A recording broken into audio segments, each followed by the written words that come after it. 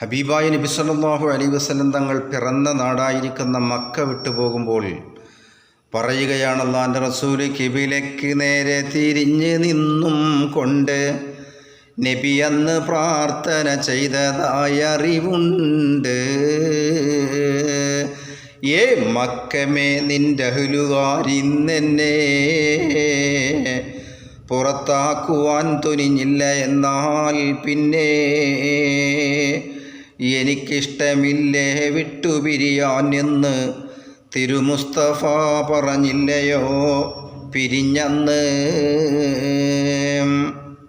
ഇത് ഹലബിയിൽ നീ നോക്കിയാൽ കാണുന്നതാ, 32-ാം പേജ് 1 വന്നതാ.